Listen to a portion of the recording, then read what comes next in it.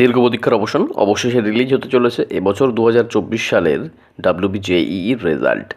যারা এবছর এক্সাম দিয়েছিলে তারা সবাই অধীর আগ্রহে অপেক্ষা করছো রেজাল্টের। তো লাস্ট কয়েকদিনে বিভিন্ন টাইমে রেজাল্ট প্রকাশ হবে এই দাবি করে আসছে, বা গুগল সার্চ করলে এই বিভিন্ন ডেট দেখাচ্ছে। তোমরা সবাই দেখেছো আশা করি। তো বোর্ডের তরফ থেকে এখনও রেজাল্ট প্রকাশের কোনো তারিখ জানানো হয়নি। তো আশা করা যাচ্ছে এই সপ্তাহের মধ্যে এই জয়েন্ট এন্ট্রান্স বোর্ড এবছর এন্ট্রান্স পরীক্ষার এক্সামের রেজাল্ট পাবলিশ করে দেবে। তো রেজাল্টটি পাবলিশড হলে কিভাবে চেক করবে?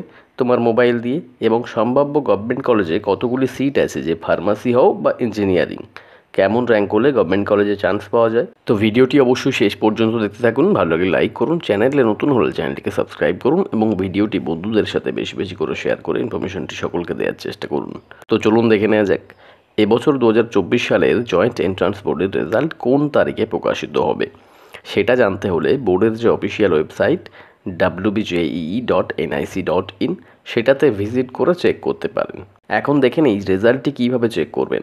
প্রথমে আপনার মোবাইলে যে কোনো একটি ব্রাউজার ওপেন করে নেবেন। ওপেন করার পর নর্মালি টাইপ করবেন wbje.nic.in। টাইপ করা হয়ে গেলে সার্চ করে দেবেন। সার্চ করার পর ওয়েবসাইটটি ওপেন হয়ে যাবে।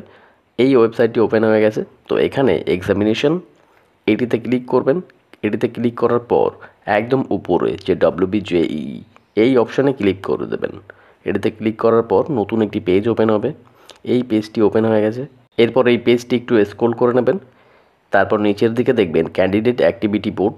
এর নিচে রেজাল্ট প্রকাশ হলে লেখা থাকবে WBJEE রেজাল্ট 2024। এই অপশানটিতে ক্লিক করে দেবেন। এটিতে ক্লিক করার পর নতুন একটি পেজ ওপেন হবে। এই পেজটি ওপেন হয়ে গেছে। এই পেজে রেজিস্টার্ড ক্যান্ডিডেট সাইন ইন এর নিচে এক্সামিনেশন নেমটি অলরেডি ফিল করা আছে। তার নিচে অ্যাপ্লিকেশন নম্বরের বক্সে অ্যাপ্লিকেশন নম্বরটি ফিল করে দেবেন। তারপর তার নিচে যে পাসওয়ার্ডের বক্স, এই পাসওয়ার্ডের বক্সে পাসওয়ার্ডটি ফিল করে দেবেন। তারপর এই নিচে যে সিকিউরিটি পিন, এই বক্সে সিকিউরিটি পিনটি যেটি দেয়া আছে সেটি অ্যাজ ইট ইজ ফিল করে দেবেন। তারপর এর নিচে যে সাইন ইন, এর নিচে যে সাইন ইন অপশন এটিতে ক্লিক করে দেবেন।